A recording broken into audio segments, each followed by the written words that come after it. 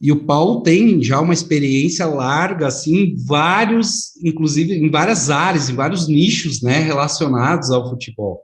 Vai desde escrever, falar em rádio, É até verdade. federação, clubes. Conta um pouco da tua trajetória para a gente aí, Paulo.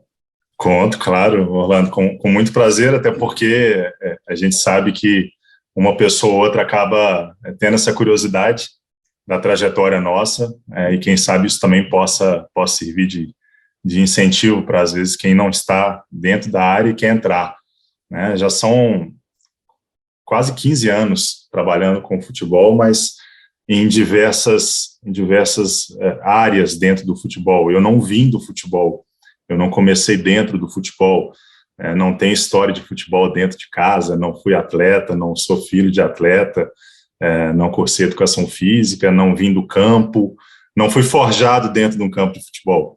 Eu vim de fora para dentro. E devagar, como um bom mineiro, fui bem devagar, fui aos poucos, fui respeitando os limites que o futebol também impõe, que é um meio bastante seleto e às vezes fechado. Então, eu inicio minha trajetória hoje eu estou dentro do futebol, mas eu inicio minha trajetória lá por 2007, 2008, num tribunal desportivo. Eu sou formado em Direito, era advogado, sou advogado, né, tenho meu OAB ativo ainda, mas eu começo a trabalhar no futebol, mas um pouco afastado do campo e trabalhando com a legislação que rege as competições, que rege a disciplina dentro do futebol, que é o CBJD. Eu trabalhei no STJD, no Rio de Janeiro, fui auditor do tribunal, e ali tive a oportunidade de ter o meu primeiro contato direto com o futebol, com os julgamentos das infrações disciplinares que aconteciam nos campeonatos, que acontecem nos campeonatos brasileiros, em instância nacional, todas as competições organizadas pela CBF. Na época, eu sou tão antigo que na minha época não tinha nem a Série D, então a gente tinha Até as a C, né? competições até a C e algumas competições eliminatórias, depois avançou para competições de base, 4 divisões nacionais. Então, a partir dali, eu tenho minha trajetória dentro do futebol. Eu sou especialista em direito desportivo, fiz uma especialização em direito desportivo que me levou até o tribunal. Eu já tinha palestras, fazia palestras, dava aula, introduzi um curso de coordenação de direito desportivo em pós-graduação em Belo Horizonte, então foi o primeiro curso de pós-graduação em Belo Horizonte, junto com amigos, a gente inaugurou esse curso, então eu já trilhava esse caminho um pouco da parte jurídica. Do tribunal foram 6 anos de muito aprendizado, de muita convivência com departamentos jurídicos dos clubes, com os clubes propriamente ditos, que iam ao tribunal, que a gente tinha um contato com a CBF, a gente estava dentro da CBF, Quanto apesar de tempo ter você ficou autonomia. no STJD? Foram 6 anos, Orlando. 6 anos. Eu tive um mandato de 4 anos, mandatos pela legislação são em 4 anos, 4 anos auditor da comissão e me tornei presidente da comissão disciplinar. Eu tinha um mandato de mais 4 anos e interrompi esse mandato com 2 anos, um pouco antes da Copa do Mundo de 2014. Eu saí do tribunal, pedi exoneração do STJD, para atender um convite do então presidente nomeado presidente da Federação Mineira de Futebol, que foi o Castelar, que se tornou um amigo, mas que à época a gente nem tinha qualquer tipo de relação, para ser diretor de competições da Federação Mineira, numa reestruturação da Federação Mineira, que acredito que esteja entre as 3 principais ou 4 principais federações do Brasil, vinha num processo de intervenção judicial. Então, foi um desafio grande na época, eu lembro. Muito grande, porque era Vocês uma assumiram. federação com grandes competições, com grandes clubes. A época ali de 2014, a gente tinha tanto Atlético quanto Cruzeiro disputando as principais competições e ganhando, o Cruzeiro campeão brasileiro, o Atlético campeão da Libertadores. Sim. Então era uma federação muito vista, com muito trabalho, e a gente começa esse trabalho em 2014. Então do STJD eu fui para a Federação Mineira. Em 2014 também um mandato do presidente do Castelar, que foi 4 anos, e pouco antes de finalizar o mandato, então foi uma coincidência aí na minha carreira, saindo antes de terminar oficialmente, né, o mandato, eu acabo recebendo um convite para também reestruturar uma diretoria de base do América Futebol Clube, que tem uma base tradicional um clube muito no Brasil. Tradicional, né, em formação de atletas. Demais. A gente, toda vez que acompanha as ligas europeias, tem sempre um jogador que passou pelo América. A gente teve esse final de semana a luta do Everton para sair do rebaixamento lá na Premier League, o Richarlison fazendo gol. O Richarlison tem um vínculo muito grande com a América, começou lá com a gente na base. Então, o América, ele abre a porta para mim, para trabalhar especificamente dentro do futebol, no dia a dia de um clube. Orlando, sempre gostei muito de futebol, né? Então, sempre tive sonho de ser jogadora de futebol, né? Mas isso hoje já não é fácil, antigamente era muito mais difícil, né? Para a mulher, para o homem também não é fácil, mas acho que abre-se mais as portas do que para a mulher. Mas sempre gostei muito de futebol, sempre fui muito fã de futebol. E na minha vida sempre trabalhei com gestão, né? Sou formada em publicidade e propaganda, mas pouco trabalhei na área, sempre fui mais voltada para a parte da gestão mesmo. Fiz MBA em marketing, fiz MBA em administração estratégica, fiz MBA em RH, eu sei que é a tua área também, mas sempre gostei de trabalhar com gestão, sempre fui mais para a parte da administração, da organização mesmo, né? E em 2010, eu trabalhava numa faculdade em Florianópolis, nasci em São Paulo, né? Sou paulista, nasci no interior de São Paulo, me formei no interior de São Paulo, mas aos 20 e poucos anos... Rio Claro, alô Rio Claro, linda cidade azul. E aos 20 e poucos anos eu me mudei para Florianópolis, fui para lá para tentar a vida lá e comecei a estudar lá, fazer meu MBA, eu fiz lá, o primeiro MBA eu fiz lá, e comecei a trabalhar numa faculdade lá com a parte de administração, só administração, parte de gestão, que já era uma paixão, já era algo que eu gostava muito.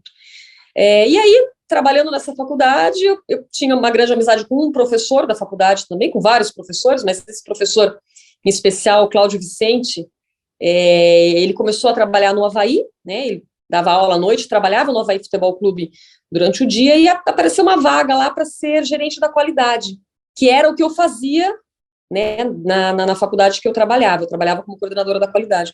E aí ele me convidou, falou, Kelly, tem essa vaga, né, passa por todos os processos, a gente está implementando o ISO 9001 lá, então você manda o currículo, vai passar por todos os processos, porque é assim que tem que ser feito, né, e passei por todos os processos, acabei sendo contratada pelo Avaí em 2010 para ser a coordenadora, não era nem gerente na época, era coordenadora da qualidade, para a implementação da ISO 9001 dentro do clube de futebol, que já era algo totalmente fora de muito singular, né, isso, né? Total. Até hoje eu acho que não tem tantos clubes que trabalham nessa área de qualidade, né? São poucos. E o presidente na época, que era o doutor Zunino, um médico famosíssimo em Santa Catarina, dono de uma rede, um laboratório de análises clínicas, né? Até então era o maior laboratório de análises clínicas de Santa Catarina, e ele era alguém que amava a gestão, né? Faleceu em 2014, foi meu paizão assim no futebol, faleceu em 2014, e ele era apaixonado por gestão, né? Então tudo aquilo que ele tinha de gestão dentro do laboratório, ele sempre se questionava, por que não levar isso para um clube de futebol, né? Se no laboratório funciona bem, nós precisamos ter certificação disso, daquilo para funcionar, por que no futebol tem que ser essa bagunça que é? Olha, eu entrei no mundo do futebol, da gestão de futebol, na parte profissional, mas por acaso, para lhe dizer a verdade. Não era meu sonho, não tinha um plano, até porque era algo um tanto quanto intangível, né? Eu também cresci e vivi vendo apenas dirigentes estatutários e, na maioria dos clubes, num nicho, num cercado de muita política, de uma certa até aristocracia que impedia qualquer pessoa de fora desse meio de ingressar. Minha vida acadêmica sempre foi no direito. Eu sou advogado, bacharel em Direito, formado pela Universidade Federal da Bahia. Minhas pós-graduações todas são em Direito, Direito Civil, Direito Processual Civil. Mas eu, como quase todo brasileiro, sou apaixonado por futebol, tenho meu time do coração, que no caso é o Esporte Clube Bahia, e sempre acompanhei de perto as coisas que aconteciam no meu clube, e obviamente também no futebol brasileiro. O Bahia passou por um processo de intervenção judicial. O que eu costumo dizer para resumir a história Se quiserem, depois a gente pode aprofundar. Sabe o que aconteceu no Cruzeiro, que a gente viu no Fantástico? Aquilo aconteceu no Bahia antes, só que não passou em jornal nenhum. Mas foi descoberto, foi colocado na justiça, e a justiça destituiu toda a diretoria do clube, todo o conselho deliberativo, todo o conselho fiscal, nomeou um interventor, e esse interventor atualizou o estatuto e convocou novas eleições. Foi isso, Pedro? Isso foi em 2013. Isso foi em 2013. Foi aí que eu tive a oportunidade de me tornar conselheiro do clube. E a partir daí eu comecei a realmente me inteirar um pouco mais do mundo do futebol, estudar, depois fiz o curso de gestão de futebol da CBF, fiz o curso de gestão técnica do futebol da Universidade de Futebol, né? E acabei sendo eleito vice-presidente do clube, estatutário, lá em 2014, dezembro de 2014, mas tem um asterisco aí, né, nesse estatutário. O Bahia, já quando fez essa modernização, por conta da intervenção, trouxe uma mudança. Na maioria dos clubes do futebol, existem inúmeros estatutários, né? Diretor, vice-presidente de marketing, vice-presidente de futebol, vice-presidente jurídico, que tem de vice Pois é. E, além disso, os estatutários, eles não têm que dar dedicação exclusiva e não são remunerados. Isso. Nessa modernização do Estatuto do Bahia, lá em 2013, reduziu os estatutários para apenas 2, o presidente e o vice-presidente geral. Os dois precisavam dar... Quem era o presidente na época, Pedro? Marcelo Santana. Marcelo Santana? Marcelo Santana. Os dois, presidente e vice, têm que dar dedicação exclusiva e ser remunerados. Então, já foi uma mudança bastante grande em relação ao panorama do futebol em geral naquela oportunidade. E aí, fizemos o nosso mandato de 3 anos, foi um mandato razoavelmente bem sucedido. A gente tinha pego o clube rebaixado, entregamos o clube de volta na Série A, com a reconquista de boa parte do seu patrimônio já, com credibilidade. Enfim, montamos um time decente em 2017, um time que, por exemplo, estava com o Zé Rafael, que hoje está titular absoluto do Palmeiras. Teve Mendonça, que está aí muito bem no Ceará, um dos artilheiros aí da competição, né, nesse ano. Enfim, e o principal claro que o principal para o torcedor sempre vai ser o campo, né? Mas para o gestor, é evidente, o objetivo final de um clube de futebol é ter o título, mas a gente vivia um período de absoluta falta de credibilidade, de falta de organização financeira, né? E por mais que se diga que qualquer negócio é básico, você pagar o salário em dia, você pagar os impostos, isso não existia, e ainda não existe em muitos clubes de futebol. E a gente conseguiu fazer isso, a gente conseguiu ficar em dia colocar o clube no Profut, pagar em dia todas as obrigações trabalhistas, os recolhimentos, FGTS, tudo direitinho. E aí entregamos o clube para a atual diretoria, que é a do Guilherme Bellintani. Fala, galera ligada no Gestão FC. A Adacap é uma marca de moda masculina que reúne conforto e alta qualidade, ideal para quem quer demonstrar sofisticação e um estilo exclusivo. Acesse agora a loja virtual da Adacap e também as redes sociais dessa marca e ganhe 10% de desconto utilizando o cupom GESTÃOFC. Não perde essa. Como é que veio aquela ideia de falar, cara, o futebol, acho que eu vou trabalhar com esse negócio aí, cara, vou começar a fazer as coisas aí. E aí? Interessante que foi uma virada bem brusca, porque eu ia fazer medicina, na verdade, eu estava me preparando para fazer medicina, faltava 3 meses para eu começar a faculdade de medicina, e aí eu me pegando um dia, eu me lembro que na verdade eu moro em Fortaleza há 16 anos, mas eu sou da cidade de Aracati, no interior do Ceará. Eu estava na casa dos meus pais lá, tinha acabado o ensino médio, estava naquela coisa de fazer faculdade, medicina e tal, não sei o quê, e eu estava numa tarde assistindo um programa de esportes. Acho que, se eu não me engano, era Sport TV, era Redação Sport TV, Seleção Sport TV, acho que naquele tempo já existia, ou Arena Sport TV, não sei, não lembro direito. E eu vendo aquele bate-papo, eu achando aquilo bacana e tal, me deu um estalo de, cara, eu quero fazer isso da minha vida. Eu seria muito feliz se eu fizesse isso da minha vida. E aí veio aquilo e eu fiquei uns dias, fiquei uma semana matutando, e aí cheguei para o meu pai, eu quero ser jornalista, e eu quero ser jornalista esportivo, não quero ser médico, não vou ser um bom médico. Meu pai disse, filho, você está convicto disso? É o que vai te fazer feliz? Eu disse, pai, eu acredito que sim, então eu te dou todo o apoio. E aí comecei aí a faculdade de jornalismo, começou toda a minha jornada. comecei a trabalhar muito, logo no começo da faculdade, eu acho que no primeiro semestre ainda eu tive o convite para trabalhar, perdão, eu tive o convite para trabalhar com um portal que era da Bahia, que era o Arena Nordeste, do Elton Serra, que é até um comentarista bastante conhecido aí lá da Bahia, se eu não me engano hoje ele está na ESPN, e ele me convidou para ser correspondente aqui, eu não tinha muita experiência, era um portal que estava começando, e aí comecei a escrever sobre futebol cearense para esse portal da Bahia, o Arena Nordeste, que depois acabou até sendo filiado ao Esporte Interativo. Pouco tempo depois, teve uma seleção, acho que já no segundo, terceiro semestre da faculdade, teve uma seleção de estágio no Grupo Povo, de comunicação, para o Trem-Bala.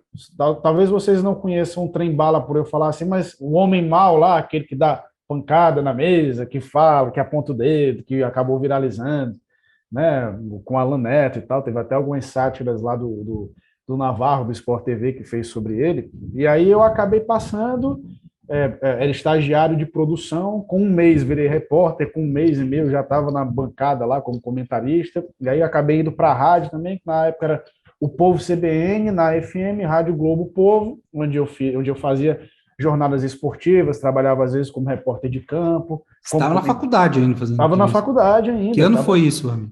Isso foi 2013. Eu estava na faculdade ainda, isso foi 2013. Eu acho, se eu não me engano, era terceiro semestre de faculdade, eu não lembro muito bem. E aí, disso, já virei repórter, comentarista, apresentador da TV, comecei a escrever também para um blog na época, que era o Blog Gol, que era o blog esportivo mais acessado do estado, a convite do Ciro Câmara, um querido amigo, que até também, hoje ele não trabalha mais com esporte, está mais na parte de assessoria de imprensa, e aí fui chamado para fazer a produção de esporte da TV Cidade, que é a filha da Record, aqui no Ceará.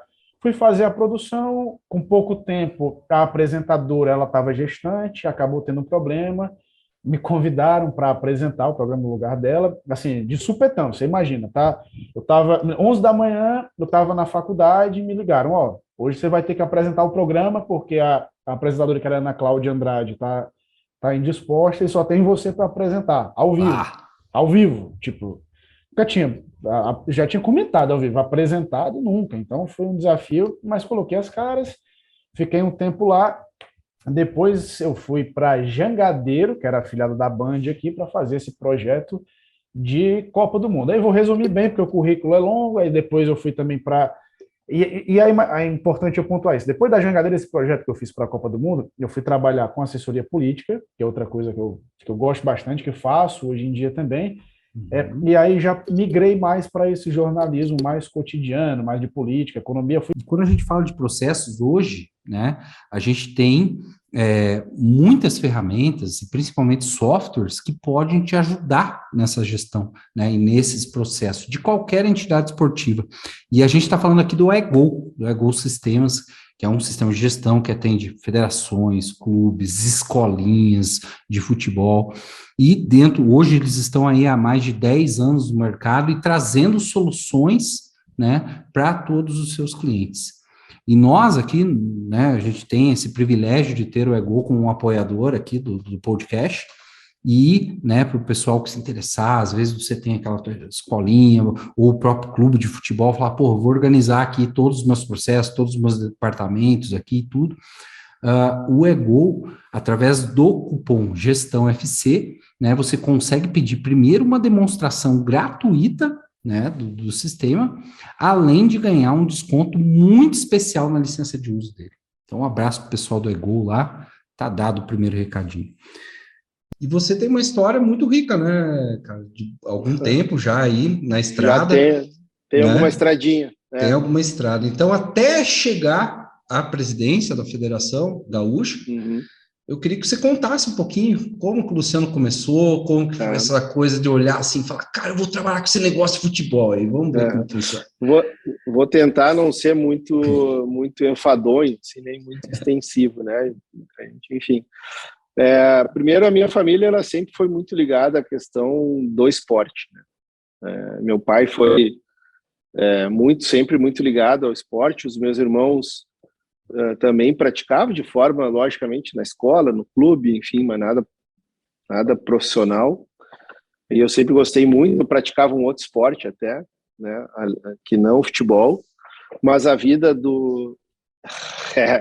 esse aí mesmo, jogava basquete, né, e meu pai... mas meu pai sempre teve uma vida, além da questão profissional dele, a vida desportiva dele, a grande paixão desportiva do meu pai era o futebol, e o Grêmio, o futebol porto-alegrense, né? E ele, desde muito cedo, também militou na política administrativa do clube, e eu, desde muito pequeno, dos 3 irmãos, foi aquele que mais se interessou por esse viés também, né, de participar internamente dentro das questões do clube, de acompanhar um pouco a questão da vida administrativa. Lá na década de 80, que foi mais ou menos quando eu comecei a me entender um pouco por gente e vi algumas coisas, a realidade era completamente diferente, né? Era uma situação que, se a gente comentar hoje, as pessoas não acreditam como como era feita a gestão naquela época. E em alguns momentos eu achava, né, chato, enfadonho, enfim. Mas o tempo foi passando e eu fui me interessando por aquilo ali, conversando muito com o meu pai, enfim.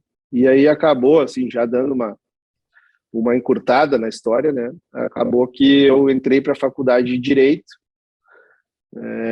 e a partir dali recebi um convite para ingressar como estagiário do departamento jurídico do Grêmio, e ali comecei com 18 para 19 anos, e ali comecei, então, a me dedicar um pouco a não olhar apenas a parte jusdesportiva, vamos dizer assim, porque também a parte jurídica naquela época era completamente diferente da realidade que a gente tem hoje, embora a quantidade de leis que a gente tem hoje para cuidar do futebol ainda é muito curta, mas especificamente as relações que se tinham naquela época jurídicas, elas eram basicamente através da CLT, enfim, uma discussão muito com relação a isso.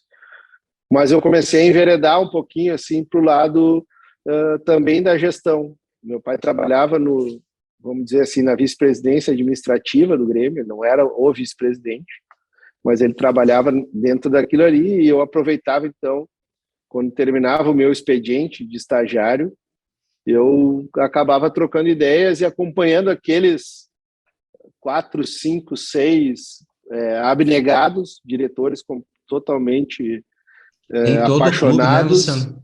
Oi? Todo clube tem aquele, né? Principalmente nessa época, Principalmente nessa época, não se tinha... tu tinhas assim, né, sabe? Ou tu tinha os funcionários CLT, que tocavam o dia a dia, e tu tinha os vice-presidentes e diretores abnegados. O pessoal que chegava às 6 horas da tarde no clube, que se reunia, que fazia uma gestão, que pensavam na administração do jogo do dia seguinte, enfim. E eu comecei a ouvir muito daquilo ali. E aí, através disso, comecei a participar das reuniões de conselho deliberativo. 3 anos depois, eu consegui entrar no conselho deliberativo do Grêmio. E aí fui traçando paralelamente ao estudo da carreira jurídica. Eu fui fazendo outros cursos de gestão, alguns outros cursos também na área de esporte, de direito desportivo, mas eu até então imaginava que eu, assim, vou traçar para ser um dia vice-presidente jurídico, alguma situação em que idade tipo. Você entrou no Conselho Deliberativo, Luciano? Com 21. Caramba, cedo, hein? Cedo. Não, e até tem uma história, Orlando, que eu acho que é legal, porque nos clubes a gente ouve, assim, muito, né, da questão do patriarcado, né, do pai que indica o filho, enfim. Meu pai, nessa época, já tinha uma história bacana dentro do clube, e 3 anos antes, havia eleição para o conselho, e um presidente do Grêmio, na época, disse para o pai: eu quero indicar o teu filho. E eu estava junto nessa conversa, assim. Daí tu imagina, um menino ali de 18 anos, eu digo, pá, tô, né? Empolgado. E aí o meu pai disse para ele assim: não, ele não vai ser indicado. Olha só. E eu, né, Não dá para fazer que nem o Poderoso Chefão, né? Tu não questiona o chefão na frente. E eu olhei para o pai, fiquei quieto, e o pai disse, não, porque se ele entrar hoje, ele vai entrar como o meu filho. Ele nunca trabalhou para o Grêmio, ele não fez nada aqui. O dia que ele fizer minimamente um trabalho em prol do Grêmio, abnegado ou não, a gente pode conversar sobre essa possibilidade. Eu olhei para ele, assim, já calculava, já sabia mais ou menos o prazo de, agora tem 3 anos pela frente, porque a próxima eleição seria só dali 3 anos, entende? Mas hoje eu dou valor a isso. Que perspicácia que o teu pai teve, né? Eu dou valor a isso porque, assim, as pessoas ainda falam, né? Falavam, enfim, dessa situação, mas se tinha essa prestação de serviço, né? Então, eu comecei no futebol, assim, eu digo que foi a coisa mais natural da minha vida, porque eu nunca fui incentivada. Não foi aquilo de, desde pequenininha, estar ali no estádio, acompanhando pai, mãe. Na verdade, eu sou a única da família que gosta, além do meu pai, né? E do meu avô. E é mais ou menos compostas por mulheres, mas nenhuma gosta, só eu gosto. Então, foi muito natural que eu comecei a gostar. Eu estava assistindo TV nas férias escolares, mudando de canal, parei num canal esportivo, comecei a assistir o jogo e, assim, só assistia a Copa do Mundo, né? Só acompanhava a Copa do Mundo, mas não entendia nada. Não sabia, não sabia nem que era goleiro, só sabia gol. E comemorava quando todo mundo pulava e vestia a camisa do Brasil, mas só isso. Normal, né? Como todo mundo começa, né? Quando todo mundo começa. E aí eu comecei a assistir o jogo, não estava entendendo nada, mas eu fiquei muito curiosa, porque era tudo muito diferente. Eu falei, caramba, é totalmente diferente da Copa do Mundo, né? Não conhecia os jogadores, e aí eu resolvi pegar um bloquinho de notas e comecei a anotar o que o narrador falava. Então, escanteio, falta, a posição dos jogadores, eu fui anotando, e depois eu fui pesquisar sobre os times, pesquisar qual era o campeonato, que era a La Liga, era um jogo do Real Madrid, e comecei. Desde então, foi um jogo, o segundo jogo, o terceiro jogo, e aí depois eu fui falar para minha família que eu gostava, meu pai ficou super feliz, né, porque ele tinha uma companhia para ir aos estádios, e aí foi isso, eu comecei dessa forma natural. Mas Seu pai é torcedor de quem aí? do Paysandu. Paysandu. Isso aí. E aí foi isso. Eu comecei dessa forma, aí foi, assim, eu ia sempre anotando, mas o que eu tinha de dúvida, e eu perguntava para meus colegas, porque eu também era a única menina da sala que gostava de futebol, então eu sempre tinha que ir atrás dos meus amigos para perguntar sobre as dúvidas que eu tinha.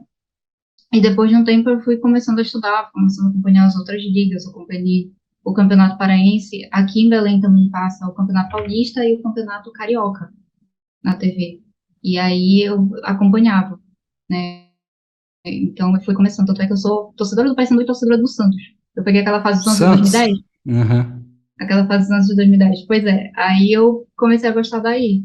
E foi assim, foi bem natural mesmo. E tua formação, daí você foi com a escola? Quando chegou em 2015, que era um ano de vestibular, eu tinha optado por medicina, mas eu falei assim, eu quero trabalhar com esporte, eu vou trabalhar com medicina esportiva, mas vou entrar na medicina. Então, foi o ano que eu mais me desliguei no futebol, foi o ano que eu menos acompanhei, foi 2015. Estudando pra caramba. Estudando pra caramba. Mas aí eu não consegui passar e entrei em fisioterapia. Aí eu falei, tá, mas do mesmo jeito eu vou ficar com o lado esportivo. Então, eu estava sempre segura de que ia ser o esportivo. Aí, só que quando a gente chega na prática, é totalmente diferente, né? A gente olha, assim, a teoria é uma coisa, na prática é outra. Então, quando eu comecei a estagiar, eu vi que era diferente, eu falei, não é isso, e vou mudar. E aí eu fui pensando assim, cara, o que eu posso fazer? E aí eu falei, eu sou muito curiosa, eu gosto muito de ler, eu gosto de futebol, eu gosto de escrever também, sempre fui muito de gostar de escrever. Falei, por que eu não faço jornalismo? Apesar de ser tímida, eu tô perdendo a timidez, né, o concurso, mas eu falei, por que eu não faço jornalismo? Por que eu não entro nesse desafio? E aí eu fui. Aí eu falei, é isso. E largou da fisioterapia e foi pro jornalismo. Foi. E foi na metade do ano, assim. Totalmente na metade do ano. E aí, coincidentemente, eu entrei no Rainhas no mesmo período que eu tava nessa dúvida. Na boa. Começa contando um pouco aí o que você anda fazendo da vida aí, que trabalha ou que não falta pra você, né, rapaz? Então... Não, é verdade. No cenário, nunca é bom reclamar de muito trabalho, né? E no cenário atual, menos ainda. Mas hoje eu sou narrador e apresentador do Band Esportes, que é o canal a cabo do Grupo Bandeirantes. Também narro na Rádio Band News FM, que é uma rádio, imagino que muita gente conheça, que é de frequência nacional, né? Então, também faço jogos por lá. E estou no projeto da N Esportes, que esteve, né, com o pessoal da Federação Paranaense no Campeonato Paranaense, e transmite a Série C do Brasileiro, transmite a Liga Nacional de Futsal, Superliga de Vôlei, o CBB, que é o Campeonato Brasileiro de Basquete, e a gente ainda tem uma prestação de serviços para o Brasileirão Play, que são aquelas transmissões do Campeonato Brasileiro para o exterior, né? Então, a gente acaba fazendo bastante coisa. Você vê, num final de semana, a minha agenda, não que eu faça todos, né, mas ela comporta 30 jogos, porque você tem os 10 da Série A, os 10 da Série B e os 10 da Série C. Então, de alguma forma, eu vou me encaixando nisso aí. E no Grupo Bandeirantes, a gente ainda tem uma parceria pela Comebol TV, né, e aí Sul-Americana e Libertadores. Então, realmente, trabalho ainda bem. Não. E como é que faz com a garganta aí, rapaz? Esse é um grande desafio, viu? Porque a gente precisa... Eu vou mostrar aqui para vocês. Eu tenho esse meu amigo aqui, ó, o Respiron. O Respiron é um equipamento de exercícios, né? Então, eu fico aqui, volta e meia. Pega, isso aqui é bom você fazer. Não precisa ser toda hora ou todo dia, mas antes de uma transmissão é bom, porque ele alarga a tua capacidade respiratória. Você puxa as bolinhas assim, ó. Primeira vez no dia, nem sei o que vai sair aqui, ó. E tá bom, mantendo, puxou. E está no nível, tá no penúltimo nível de dificuldade aqui, que é para realmente esticar, né? E aí tem mais esse amigo aqui, que é o inalador, exercícios vocais, descanso quando possível. Eu tenho 2 filhos pequenos, então você sabe, você conhece essa realidade, né? Então não é sempre que a gente pode dar aquela cochilada, mas descanso, moderar e moderar mesmo, né? Consumo de bebida alcoólica, isso aí realmente a gente acaba tendo que esperar um pouco mais, né, para naquela folguinha tomar uma cervejinha, falar pouco, o que é uma dificuldade, porque eu falo muito. Mas jornalista, falar pouco é duro, hein? Não, hoje eu não vou falar muito, você me faz uma pergunta, eu fico 3 horas falando. Rapaz, olha, é porque assim, o podcast a gente padronizou ele em 1 hora, mas se deixar conversando aqui, nós vai 3, 4 horas de episódio, pelo fácil. Menos. Fácil, frouxo. Né? Cara, me conta uma coisa, você falou do streaming, depois eu quero falar um pouquinho mais sobre isso. Eu acho que é algo que tem crescido muito e é muito bacana, né, pro mercado de trabalho, para quem atua na área aí, né, do mercado de futebol. Mas me conta uma coisa, o cara que está ouvindo o podcast, que está nos assistindo pelo YouTube, o cara quer ser narrador. Porra, eu queria ser um narrador igual o Napoleão. O que esse cara tem que fazer? Quais são os caminhos aí para se iniciar uma carreira como narrador esportivo? Esse cara tem que ser meio maluco, viu? Porque ele abre mão de final de semana, abre mão de várias noites aí, né? Com família, com amigos. Então, ele tem que ser completamente apaixonado pelo que faz. Até aí, eu imagino que as pessoas que procurem trabalhar com futebol são, né? Porque tudo começa com o lazer, né? Eu não conto o meu time do coração, mas, obviamente, eu tenho um. E por gostar de futebol é que a gente se envolve com isso. Se você não gosta de futebol, você nem passa a trabalhar com isso aí. E não só futebol, né? No meu caso, eu tenho o privilégio já de ter participado da cobertura de 3 Olimpíadas. Então, assim, eu gosto muito de basquete, estou vendo que você também, estou vendo o LeBron ali atrás, por exemplo, na estatuazinha, né? Basquete com futebol, para mim, tá ali os dois, viu? Você sabe bastante. Que eu também, né? Eu tenho feito jogos da Euroliga, é muito legal, já fiz NBA no passado, então é bem divertido. E academicamente, cara, eu preciso ser sincero, desde a queda do diploma, não há uma obrigatoriedade, e em narração menos ainda, né, de você cursar uma faculdade. Mas eu defendo muito a existência do diploma de jornalista, né, deixando bem claro, por 2 razões. Primeiro, porque eu acho que o aprimoramento é fundamental. Então, se você busca conhecimento, você está se tornando mais capacitado para o exercício de qualquer profissão. Isso vale, evidente, para o jornalista. Depois, porque, embora ele não seja uma garantia ética, né, você tem jornalista formado que não tem comportamento ético, porque isso a ética é algo muito pessoal, ela é algo do ser humano e é conceitual conforme cada sociedade, né? Cada sociedade tem seus perfis éticos aprovados e desaprovados.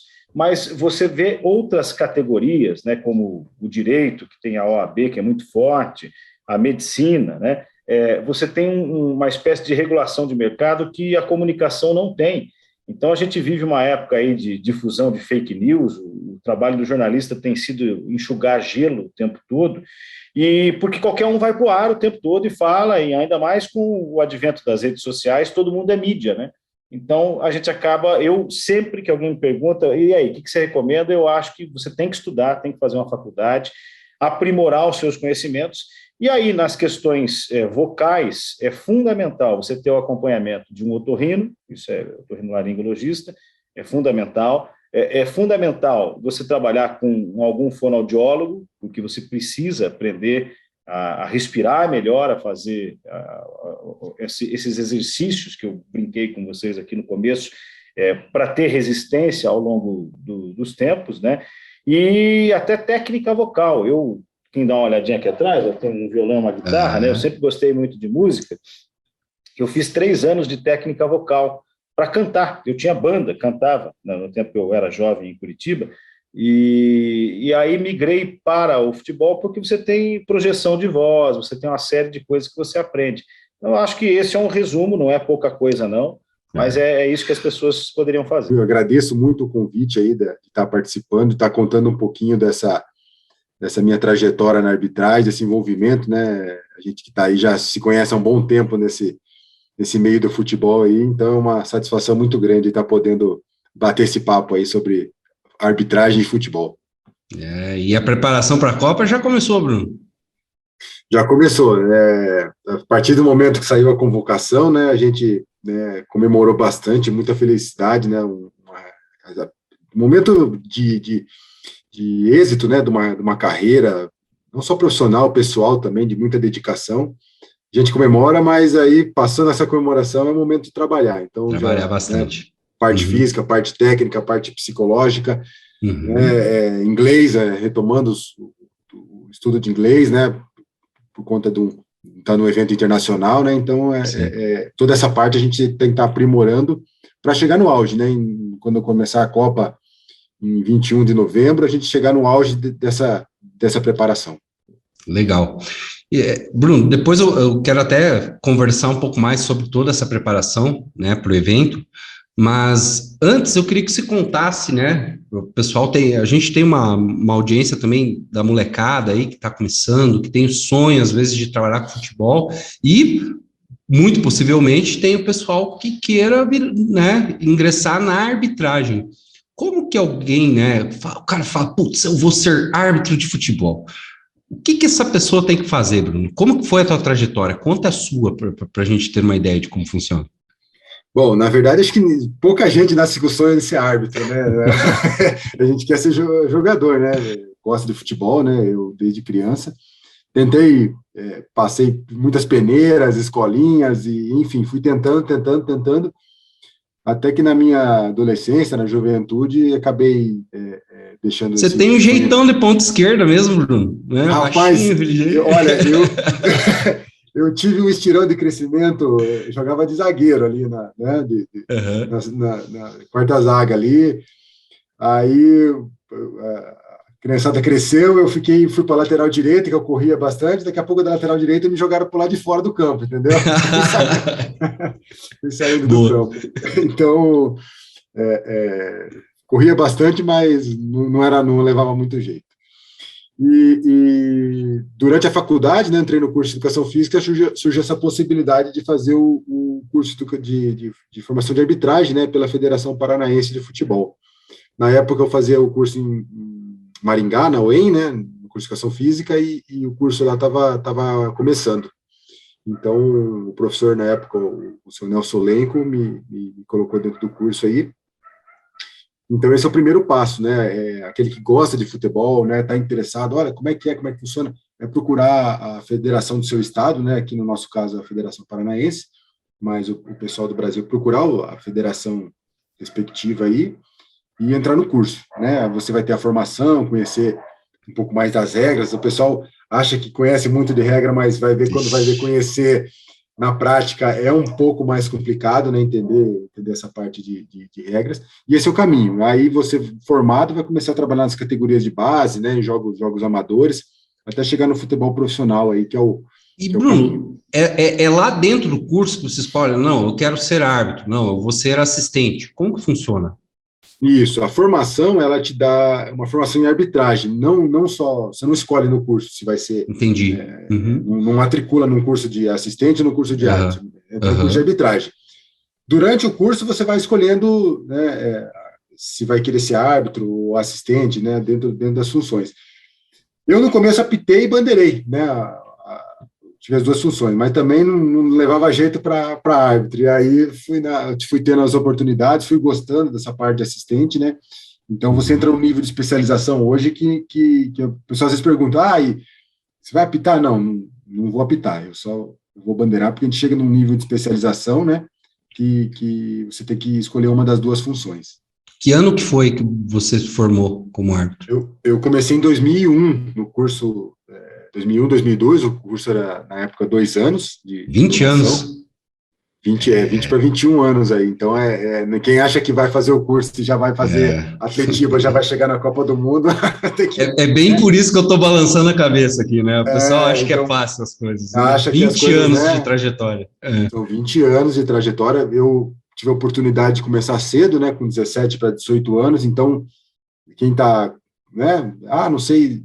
Vai lá e faz o curso, né? Quem pensa aí nessa possibilidade é jovem, vai lá e faz o curso. Depois, né, vai ver se... Muita gente acaba desistindo, né? Porque não é fácil a arbitragem de futebol lá.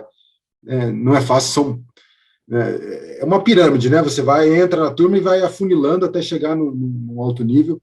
Então, muita gente vai ficando pelo caminho, né? Tem muitos colegas que ainda estão nessa caminhada. É muito parecido com atletas até, né, Bruno?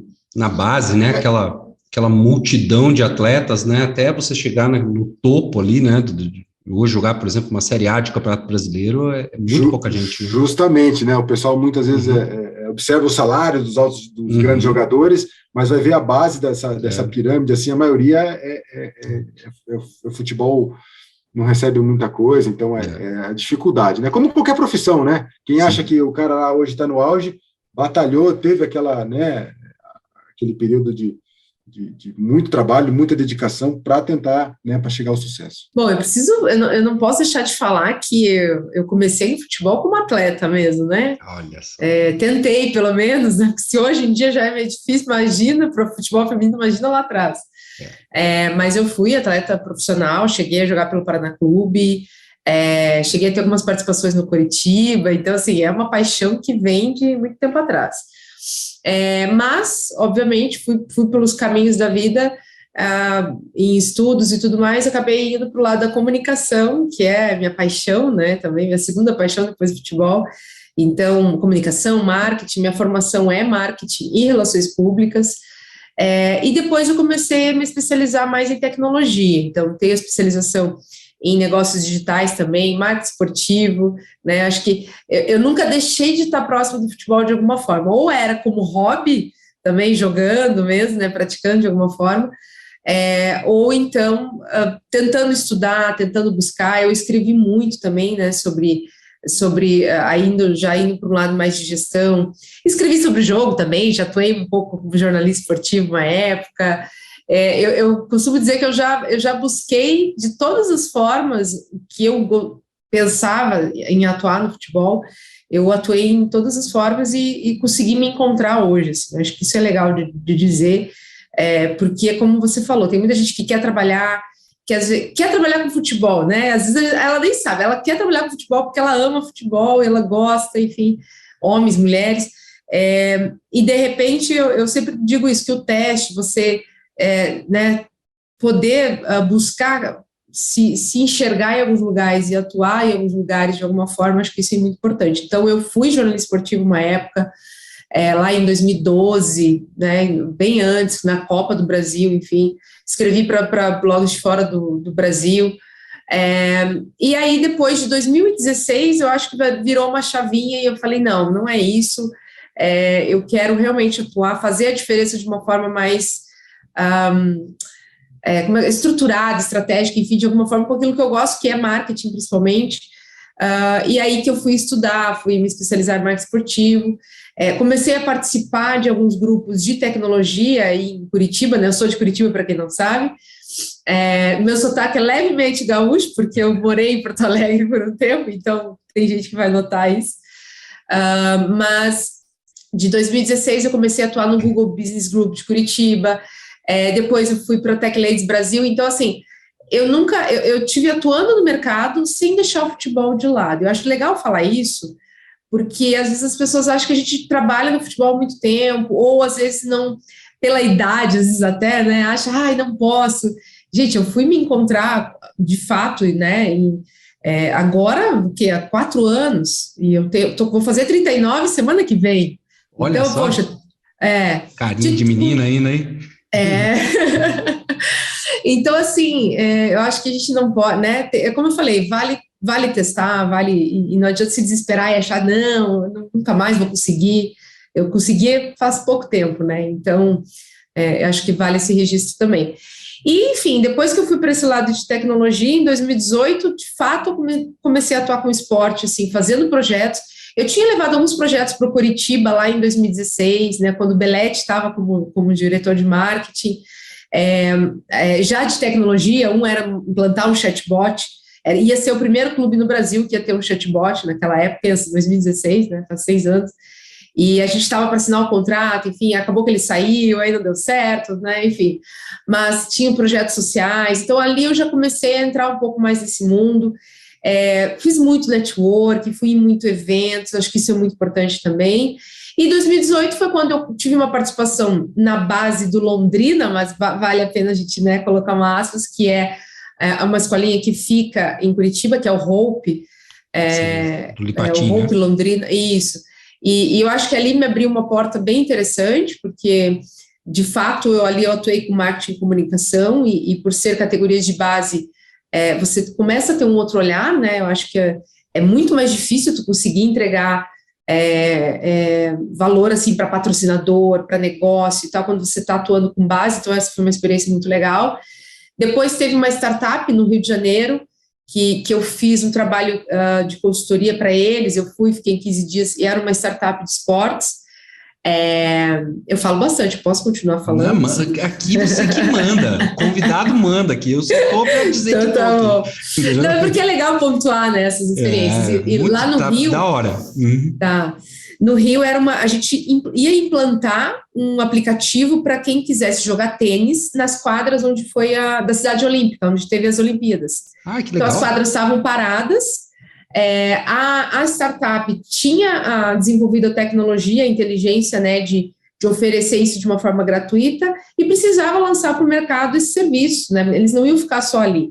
Então eles conseguiram parceria com a prefeitura, com a GLO, que é extinta, nem existe mais, que era do governo, e para ficar 1 ano fazendo essa gestão das quadras de tênis ali na Cidade Olímpica, ofertando esse cadastro lá para você reservar a quadra, jogar, marcar com outra pessoa, enfim. A gente tinha uma meta de, em 3 meses, ter 1.000 CPFs, pelo menos, jogando, para provar que as pessoas iriam querer jogar, iriam querer usar, e a gente conseguiu bater essa meta em 1 mês e meio, então foi muito legal. E a gente não tinha o aplicativo ainda, no começo foi tudo pelo site. Que a vida é essa, né? Vamos com o que a gente tem, vamos começa com o recurso que tem, né?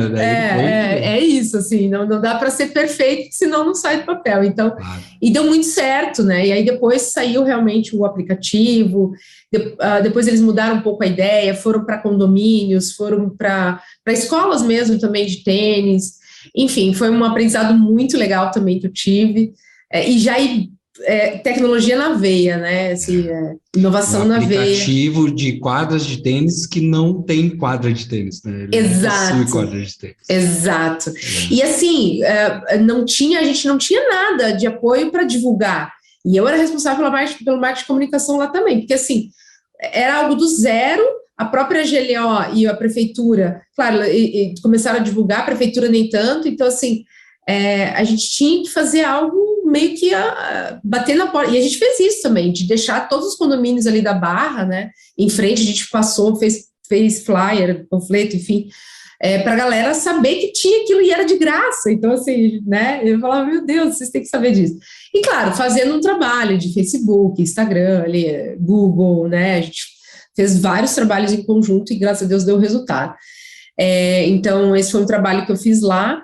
E aí, de lá para cá, que surgiram também as palestras, né? E lá no Rio de Janeiro mesmo, eu me aproximei do pessoal da própria CBF, da NBB, né? Basquete também, e fui a eventos. Então, a partir dali para cá, que eu comecei a aparecer, comecei a dar aulas também, falando, né, sobre o que eu pensava de marketing, de novas tecnologias. Já tinha essa pegada de novas tecnologias desde lá. Para quem está ouvindo, a Débora é uma baita de uma palestrante e professora, viu?